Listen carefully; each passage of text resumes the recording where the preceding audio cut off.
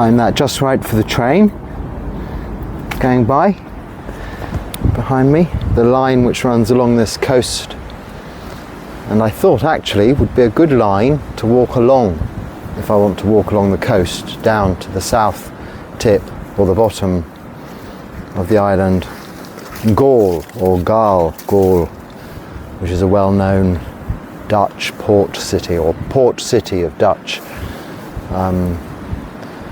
not origin, but has a lot of colonial, if that's the right word, influences. A big fort area, and also the international cricket stadium is there, being there very much a nation of cricket like India here. So start quickly with the first question before I start. Sampapalapa. Sampapalapa is idle chit-chat, useless talk, something we can very easily get into. And I've spoken previously about the 5 qualities of speech when we were referring to right speech in the Noble Eightfold Path. Right view, right intention, right speech, right action, right livelihood, right effort, right mindfulness, right meditation, just to remind you of that. Right speech isn't just not lying, as in the 5 precepts, the 4th precepts,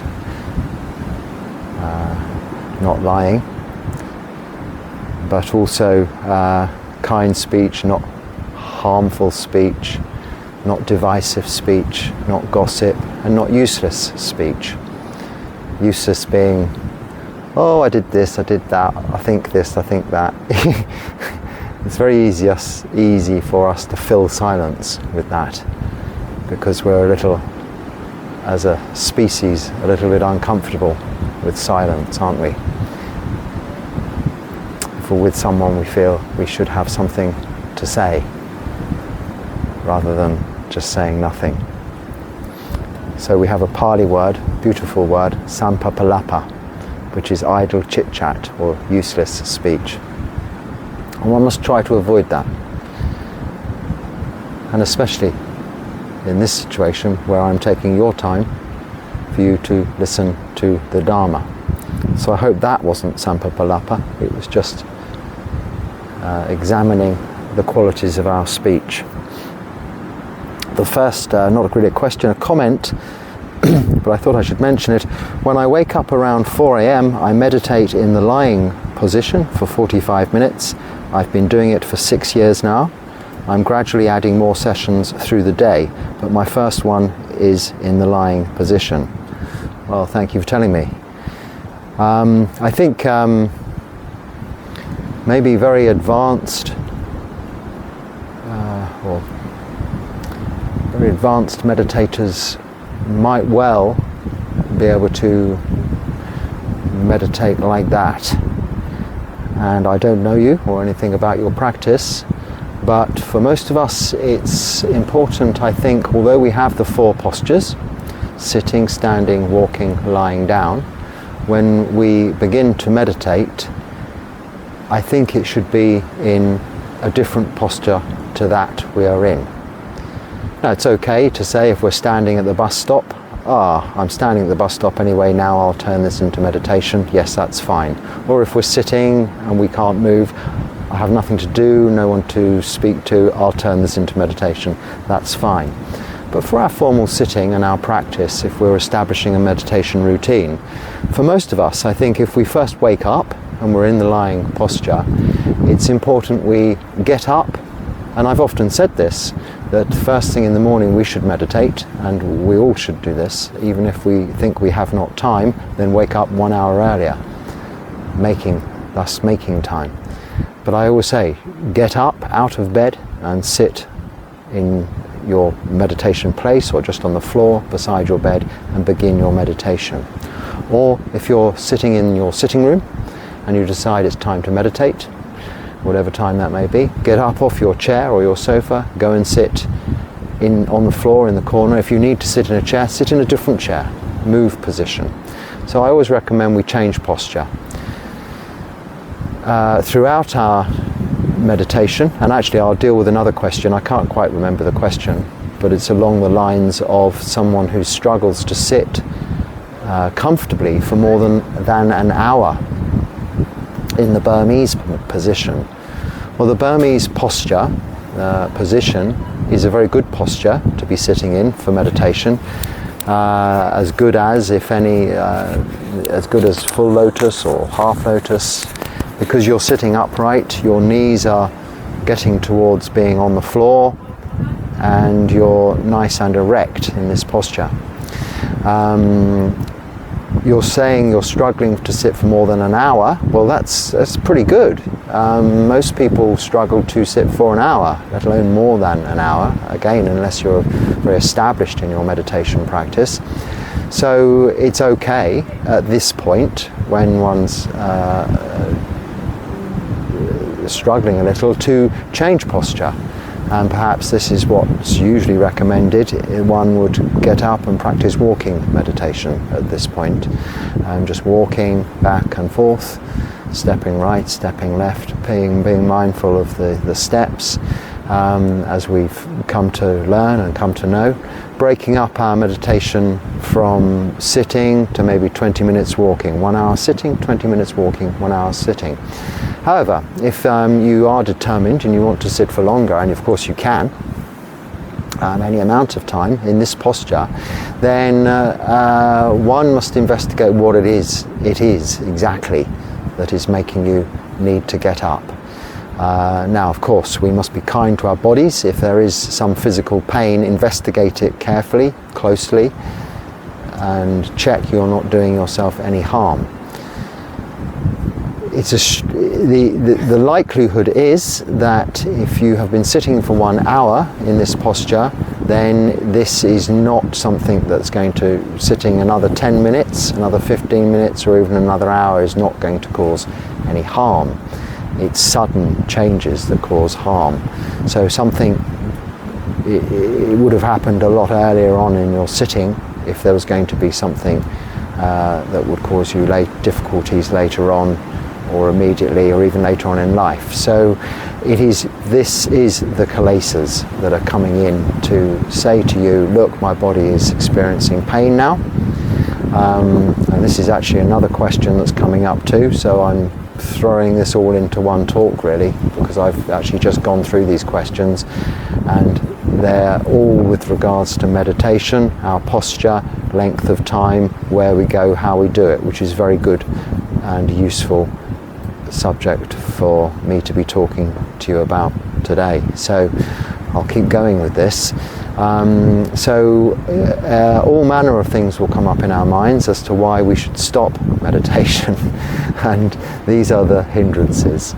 Now, one of the subscribers' question was, is it all 5 hindrances, or is it just my mind? Well, it's always the hindrances, that's what they are, the obstacles to our meditation, which are sensual desire, ill will, just laziness, restlessness and worry, and doubt.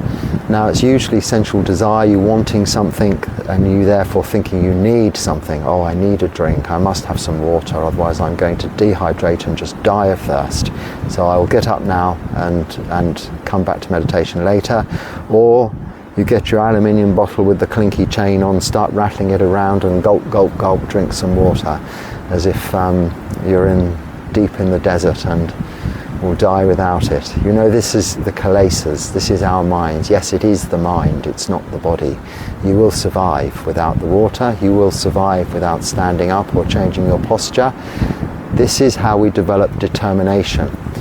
But we don't let it go to waste. We don't write off that time for meditation as being wasted because this thought has come up to put us off our meditation. We use it. We learn to understand it, experience it, and see how it arises, and therein how it passes away, how this obstacle, seeming obstacle to meditation, becomes apparent, and as we get used to it, slowly dissolves and passes away, allowing you to continue with your meditation. So back to the first comment about waking, laying there, 45 minutes meditation. Excellent if you can do that. Most people can't.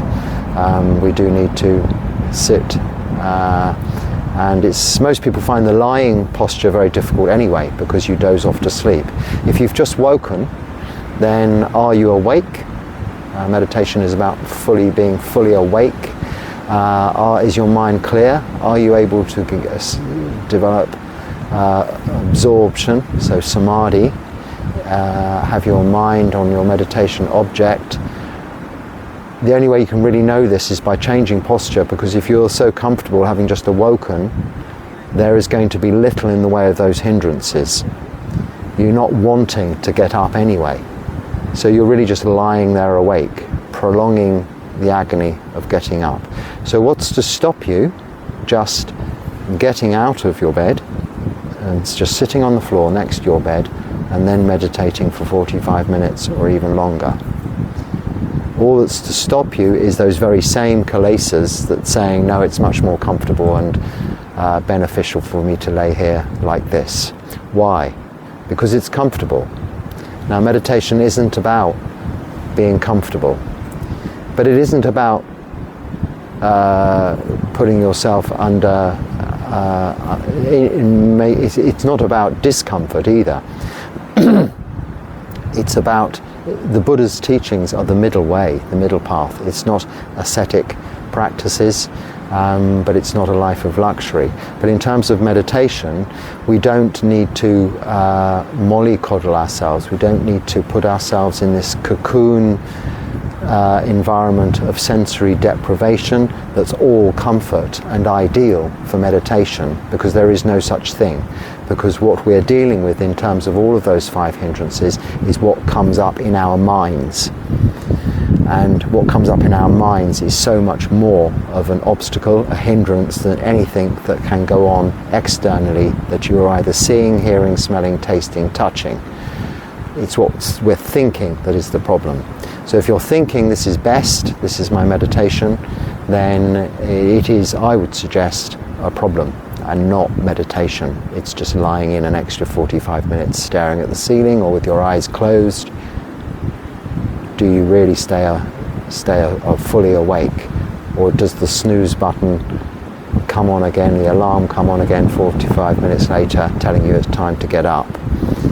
If you're fully awake, you won't need that second alarm, that's for sure. You'll know, you'll count each breath until you get to 45 minutes if necessary. Or if you're in deep samadhi, then excellent. You really don't need to then bother with the rest of this meditation you're fitting in through the rest of your day. Stay like that. Stay in samadhi. You've no need to develop your skills further, because someone who can go straight from sleep into samadhi without changing posture is very advanced in their practice, for sure. Very advanced indeed.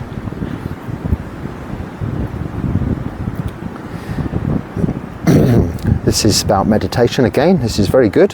What is the difference between a 10-day Vipassana, SN Goenka retreat, and attending a 10-day retreat doing a Vipassana with Theravada monks? Is there more of a benefit of doing it with a monastery Sangha?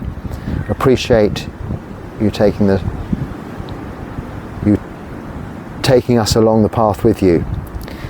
Learning a lot, and it's inspiring. Thank you. You're welcome. It's my pleasure. Okay, well, if you have the option, the choice, then you're very fortunate. Most people don't have that choice. You either have available near to you, say, a Buddhist monastery or some meditation retreat options, or a Goenka retreat. There's not usually the option to choose from between the two. Okay, well, it does vary. Firstly, it varies between Goenka retreats, then it varies between monasteries. But I would say it varies less between SN Goenka retreats than monasteries.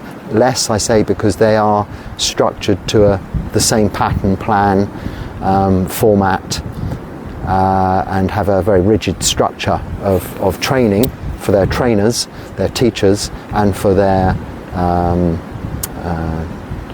pupils, the meditators. So whether you go to a Goenka retreat in one country or another, or in one part of a country or another, in whatever language, it's very much the same kind of thing. You will find little variance. So in that sense, consistency, and for meditation only, these are very good. However, they are about meditation. They are practicing meditation. They take away a little bit of the religious side of it, the Buddhist side of it, although not entirely. It's there, but it's not going to overtake the purpose of the course, which is to teach you meditation. Now, don't get confused. I keep explaining this, but it's called a Vipassana retreat or Vipassana meditation, or Eseng Goenka Vipassana meditation. This has been coined as a phrase, Vipassana. It's not being used quite to describe what the retreat is. They're very good retreats teaching you meditation, but they're teaching you both Vipassana and Samadhi. You're sitting for many hours watching your meditation object, watching the breath, or watching things arise, stay and pass away. This is developing Samadhi as well as Vipassana. Vipassana means to see clearly these things. So it's been called that, and sometimes is differentiated between Vipassana and Samadhi. You need one to develop mindfulness and the other to sharpen the ability to focus, to keep awareness on one thing in order to have mindfulness. So they go together. They're both two sides of the same hand, or two sides of the same coin. So you'll learn all this on a Vipassana retreat at one of these 10-day, 14-day courses or something like that. Going on a meditation retreat, a Vipassana meditation retreat, if they're calling that in a monastery of Theravada monks, well, it really depends where that is and who the monks are and what their own practice is like. If you just go and randomly turn up at any monastery, you're not going to a retreat, an organized retreat. In fact, most Buddhist monasteries that I've stayed in, lived in, don't have meditation retreats that often. They don't, it's not their business. You'll go along there and you can have your own kuti, your room to stay in, and you'll practice your meditation.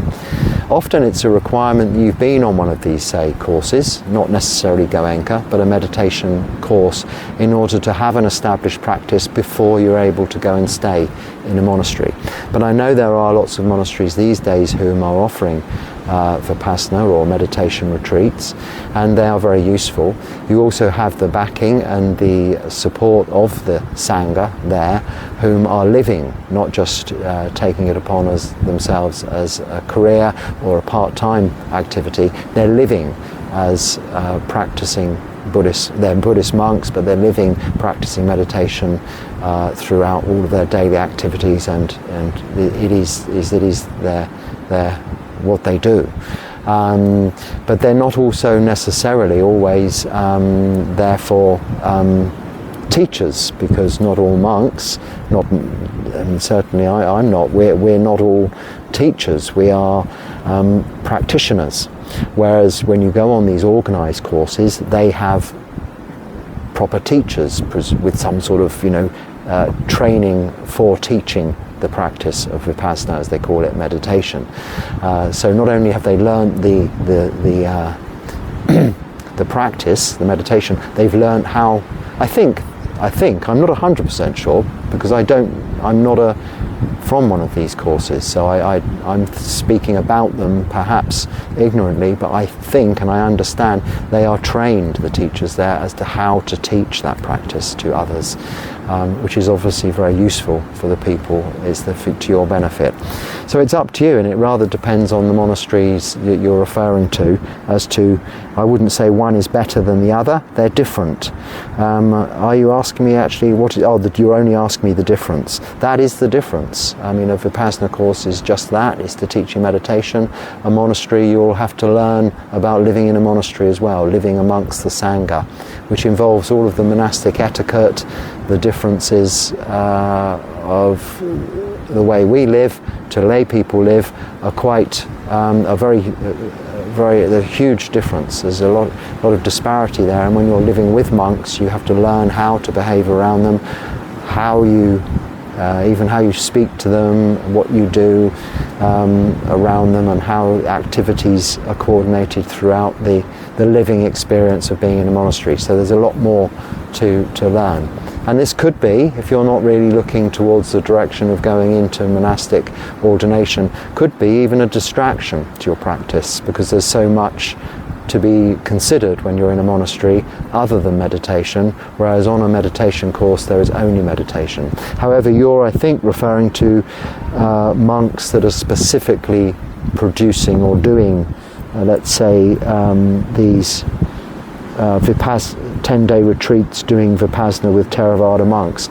I'd say they're probably going to be mimicking along the lines of the Goenka courses. Myself, I have no experience of going on retreats. I've practiced alone always, and I've worked on retreats in monasteries where I've helped with retreats, and I've taught, but I haven't been myself on these organized retreats or found it necessary to my practice. So my practice has been very much alone. So it's for you to find out, but hopefully that gives you some idea as to the differences. Okay. If I'm getting, so this is really what I was saying, but I'll read the question because it's interesting. If I'm getting tired to meditate, or today I'm too tired to get up early from sleep and meditate, then is this all kilesas, 5 hindrances? Should I just drag myself out of bed to meditate? Is my tiredness just in the mind? Does the mind say you are tired and hence make the body feel tired? Thank you, Bhante. Yes and yes and yes. So yeah, like I was saying, it is the kilesas, it is the mind saying, no, you don't want to meditate, just stay in bed, go back to sleep. But saying that, however, you could be tired also. Now if you are tired, you know if you've had very little sleep, you've had some very active days or nights or things going on, have some sleep, get sleep. Don't be tired, because then you don't have the energy to put in right effort, which is the fourth or fifth of the Noble Eightfold Path. Virya, right effort, is very important. If we're tired, then the hindrance of sloth and torpor, the third hindrance, laziness, lethargy, will be very dominant and also very difficult to overcome.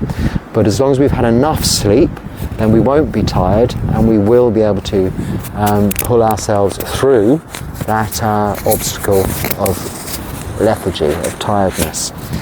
Now you you have to, I'm afraid, use your judgment, but in the morning when you just wake, then it's much easier to hit the snooze button or just roll over. You need to make the determination the night before. Maybe you have to set 2 alarms if you're very inclined to fall back to sleep, but don't hit the snooze button, or if you hit it, have it so you can only hit it once, not keep doing it.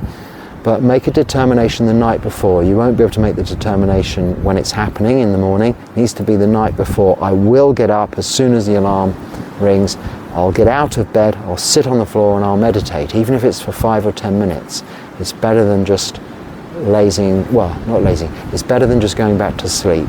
You'll get just as much restorative benefit from sitting by your bed on the floor and letting yourself get used to being awake, get used to the new day's beginning, than you will laying there going back to sleep anyway, when you've got to wake up with a start, jump out and rush around. It just breaks you into the day gently. A little meditation, even if it's just 10 minutes, but a longer period of meditation is even better. At the moment, every day I'm doing about 10-15 minutes live meditation just after the chanting on here. I wake up at 3 for about 3 hours meditation, but after the chanting at 6 there's 15 minutes meditation. So 10 minutes chanting, thereabouts, then 15 minutes meditation, and then a few minutes with a short blessing. If you just take that 15 minutes, it's the same time every day, and meditate then, you've had time to wake have something to drink, and then sit down, just listen to the end of the chanting or ignore it, whatever, but sit down and be ready to just sit for 15 minutes every day in the morning at around 6:15, then it's a very useful exercise to do. Obviously it's only if you're in this time zone, otherwise it's going to be something you can watch all of these things later. Obviously they stay on YouTube forever, I imagine. One of the videos, I think the possibly worst video on this channel, has got 50,000 views. I got a message came on the YouTube this morning when I was turning it on for the chanting, and I thought, I didn't even need to look, I haven't looked yet. I saw, 50,000 views, that's got to be that horrible video, hasn't it? Okay.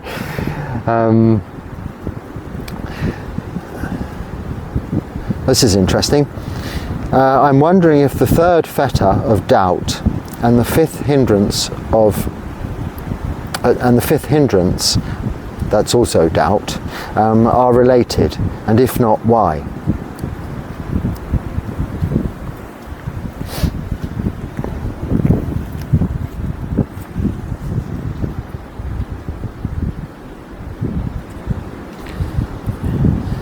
So 3 fetters of the first stage of enlightenment, Sotapanna. I'm just speaking out loud to remind myself, but to be Sotapanna you have to have abandoned personality view, Sakkaya Ditthi. So accept that we're not this persona we believe we are. Abandon rites and rituals, and have no doubt. These are the first 3 fetters of 10, and those first 3 are all you need to be a Sotapanna. When I say all you need, it's not as easy as that. To totally abandon personality view, Sakkaya Ditthi, is a very deep understanding, but not belief, but knowing of anatta, that we are not this body and thinking brain, which is as a result of causes and conditions we have put in place for it to be as it is. We're simply not that. The second rites and rituals is all about prayer and worship and hocus pocus and magic and miracles and belief in this and belief in that, doing certain routines thinking they'll bring you good luck, making you be happy and well, through activities rather than your own practice of dealing with your suffering, as the Buddha has taught us. So that's abandoning rites and rituals. And then there's doubt. Now doubt in this context is doubt of the Four Noble Truths, specifically doubt about the Four Noble Truths, and the Noble Eight, that includes the Noble Eightfold Path. So the Four Noble Truths, that there's suffering, a cause of suffering, an end of suffering, and a path leading to the end of suffering. Now, in order to have no doubt, you don't have to just know the Four Noble Truths. You don't even have to, it's not even as good enough to say, right, well, I absolutely know there's suffering, and I know there's an end of suffering, and I know there's a path leading to the end of suffering. That's not good enough either. You have to absolutely, unequivocally have no doubt whatsoever that you are fully engaged in the fourth of those Four Noble Truths, practicing the Noble Eightfold Path of Sila, so you'd be keeping all 5 precepts, Samadhi, so you'd be meditating and developing wisdom. You'd only be developing and cultivating the wholesome mind states and eradicating all unwholesome mind states by way of your activities of Sila and Samadhi, of moral virtue and meditation. This, and this life only, fully, without any variance from that or distraction from that, is having no doubt in the Four Noble Truths, as it's one of the Four Noble Truths, the path, and it leads to the eradication of suffering. So you have seen a glimpse of no suffering. You've seen freedom from suffering in this lifetime through your practice. You've had a glimpse of it, leading you to be unable to break sila, break any of those 5 precepts. It's physically, mentally impossible to do so, having experienced no suffering. So the third of the Four Noble Truths. This is having no doubt. So this is doubt in as the third fetter, and as is there in as one of the 3 fetters that has to be completely cut off at the root, abandoned, in order to be stream enterer or sotapanna, the first stage of enlightenment.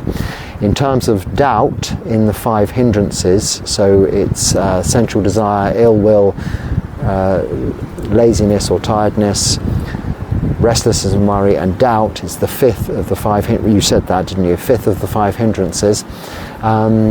It is more about doubt overall in the practice. Not specifically the Noble Eightfold Path, but your abilities to be able to meditate, doubt in yourself. So still self, you still have an opinion of self. So doubt of your own abilities. You may consider yourself not as good as someone else.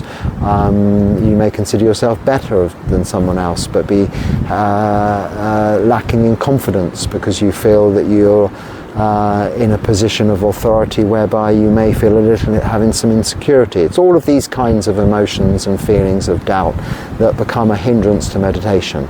So it includes, yes, all of the aspects of doubt in the sense of the third fetter, but it isn't as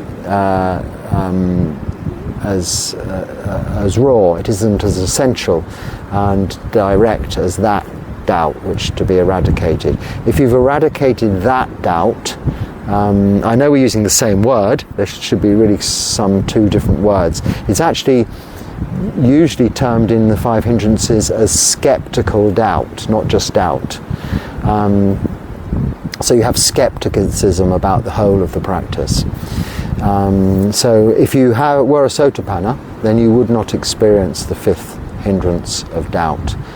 But if you have got rid of the 5th hindrance of doubt, or you can overcome it, that doesn't mean you've got rid of doubt. You still may have some issues with regards to the Noble Eightfold Path. You may just, occasionally break sila. You may not quite meditate as much as you ought to be or need to be, or have the ability to be able to meditate even as much as you want to. So there could be many other things in play there. So you're they're related, yes, but they're different, and hopefully that explains why. Can having no friends be beneficial for spiritual growth and Buddhist practice? Well, it can be if your friends are not really friends. If you've chosen this path of spiritual practice, or if you've chosen a path of spiritual practice, whatever it may be, and all of your friends are opposed to that, then really you've gone in a different direction. And you've left them behind a little, so they're not so much your friends. And in that situation, then perhaps to have no friends is better than to stick with people who will discourage you from your choice if you've made the right choice. Now, specifically with regards to the Buddhist practice and the Noble Eightfold Path, people discouraging you from that, it is better to you can still be polite, you can still be their friends, so-called, but you don't have to associate with them so much. For instance, going out drinking, smoking, partying, going to see movies and restaurants and things like this. If this is interfering with your practice, which of course it will, then don't feel obliged that you have to do that to remain friends. You can stay in contact. I have friends from one really, only one, but a friend from who is still alive, that is, from my former life that has a completely different life to me, much like my old life, but we're still in touch, we're still friends. He's my best friend, we're very good friends, but he'd do anything for me. if I could, I'd do anything for him, but I doubt there's much I could do for him really in this position. But we're very good friends, but our paths have gone in completely opposite directions, and we're very different in that respect, but we have this bond.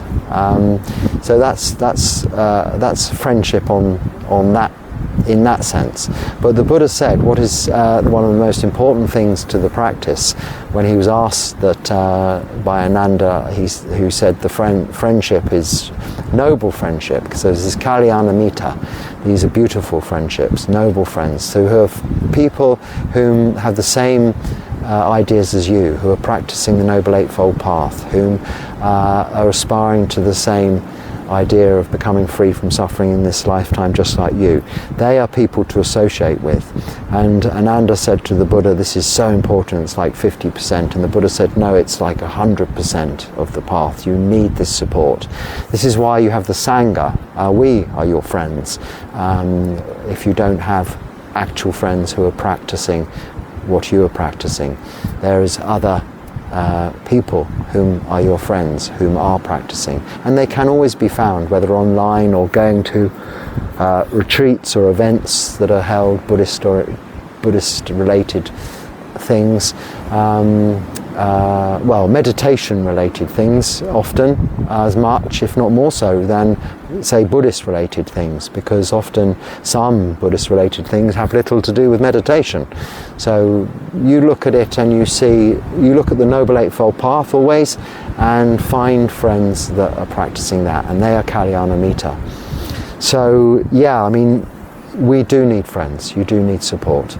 I'm living alone in a country far away, but already I've got what I call friends. I mean, these short-term acquaintances, of course, but if I didn't feel they were people that I could, to some extent, trust, who understand what I'm doing and my practice, and who are supportive of my activities, and you feel that are there to look after you, but they're also there to just talk to sampapalapa with, as I began with, have some idle chit-chat with, because the Buddha didn't say that's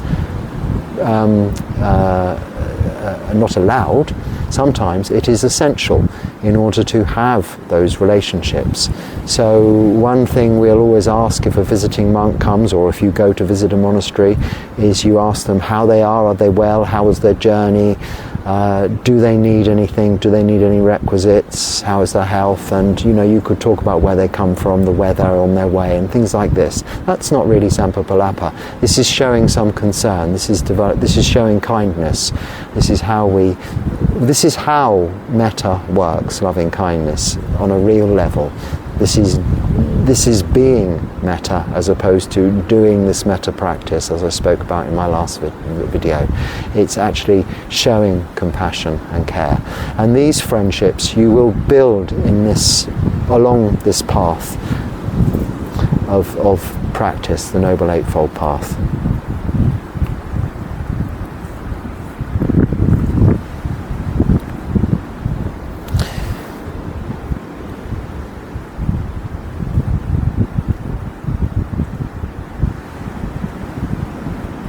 So yes, the same writer about the kilesas previously. Sorry, I was reading and thinking there was a question in there, but this is a different question about someone sitting on their couch and feeling quite comfortable, and their mind saying, just sit here and meditate, or don't meditate at all. Yes, this is always, these kilesas, what it really means, it's defilements. The root defilements are greed, hatred, and delusion. Greed is really the basis, or the roots, if you like, of sensual desire. Hatred is the basis and roots of ill will. So as you see, these roots of the 5 hindrances, obstacles to meditation. Delusion is just about the rest of it, really. Thinking it's better to rest and just go to sleep, so that's sort of just ignoring everything that's going on rather than facing up to it. Restless and worry is worrying about the future, worrying about the past. It's irrelevant. The past is gone, nothing you can do about it, and the future hasn't happened yet. That's also delusion. It's ignorance, the third of these three, these root defilements. delusion. It's like ignorance. It's not knowing that. It's not realizing that all you can deal with is what is here and now. And then obviously finally doubt. Again, it's delusion. So the first two, greed and hatred, are sensual desire and ill will, which is why those two are so powerful, because they're two of those roots in their own right. And then the remaining three are delusion. So this is the kilesas, this is what they are, and they'll always come back to get you by surprise when you're least expecting it. In the Midlands, are there any monasteries where I could go to stay for a while? This is the Midlands in England. Yes, I guess you mean that. And you struggle with the Burmese posture for over an hour, so yes, and you're working on it. So I've spoken about that. You're saying, is standing meditation okay in monasteries? Yes, all four postures of meditation are okay in all monasteries. But usually you'll be sitting, and then after some time you might choose to do walking or standing. Possibly you wouldn't just go into the meditation hall if everybody was just sitting and just go and stand there. You perhaps get up and go and stand at the back of the hall or outside or where the walking paths are. Don't stand on your mat, and you wouldn't do that with monks present anyway.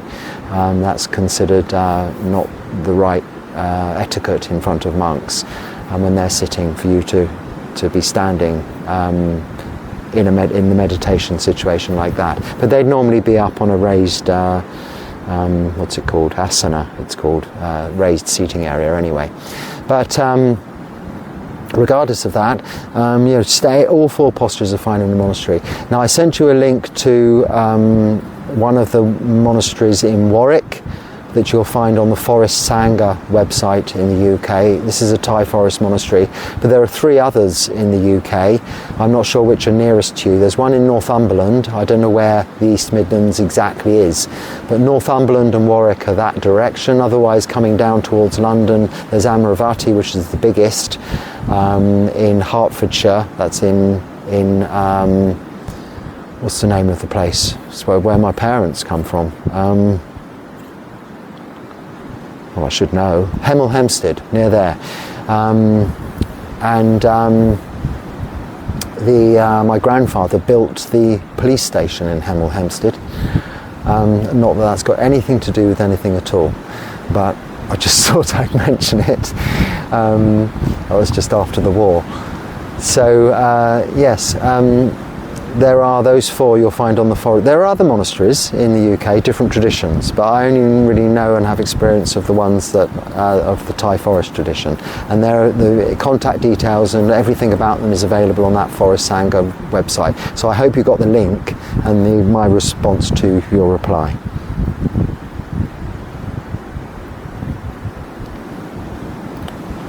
Question: been exploring dukkha, anicca, anatta inside my reactive likes and aversion. How to restrain this?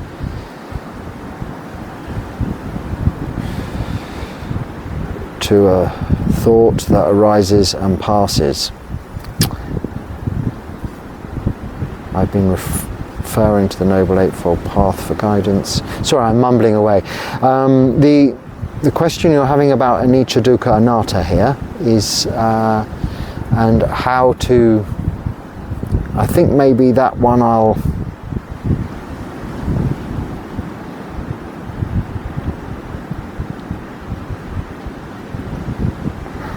you've been exploring anicca, dukkha, anatta.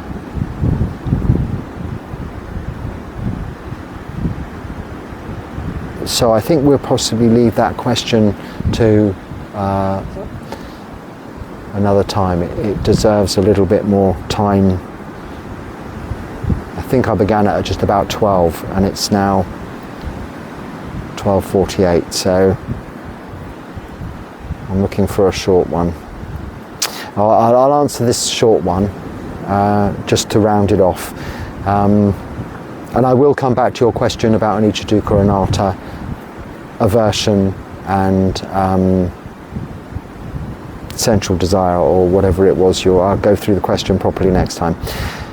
If you see a venomous spider on your mat, like the redback, it's small in size, but ... what will you do? Well, as I've said in my reply, until now I wouldn't have done anything. I didn't know there were such things, venomous spiders here. I mean, one assumes there's venomous all sorts in all countries. I tend not to think too much about it. If I were to see such a spider, ordinarily what I do as I sat down here, I blow like this, and it tends to make whatever's there move, go away. If I see a spider, especially if it's small like you describe, I would just blow it. Maybe now that you've explained that it's a red-backed spider and it's venomous but small, then if I could see that it was red, my room's usually quite dark, except in the daytime, but in the evening, just usually have candles. If I could see that it was the case, maybe now you've told me that, I might get up, rather than allow it to crawl on me or something like that. Otherwise, normally I might let it crawl on me, it wouldn't bother me. I think if you're not harming it or threatening it with any harm or any danger to it, it will leave you alone. Most venomous creatures will only bite you, sting you, or do whatever they have to do with you out of self-defense. So if you are giving them the gift of fearlessness through no threat, you will do them no harm, they'll do you no harm. And that's the attitude I have towards all of these things. I mean, there are many creatures here, I'm sure. There are sharks in the sea. I haven't been in the sea yet because I haven't found a place that's appropriate for monks to do so, or worked out how to go about doing that. But there are some sharks there apparently, but I think even those will, to some extent, unless you go right out into the deep water, there's only the small sharks in here. I think it's fairly safe, as long as you're not threatening them and they're well fed already on tuna and such like. So yes, I mean, one could lock oneself up in a little box and never come out, or you can really experience life, and that's what I try to do. For all its ups and downs, we're all going to die. We're born into aging, sickness and death. If that's as a result of a little spider, then as long as the spider's okay, I have to go at some time. But thank you for pointing it out. I'll keep a mindful watch on the colour of the spiders' backs from now on. So hopefully there's something useful there. If it's not, just let it go. And until next time, thank you for watching. Goodbye.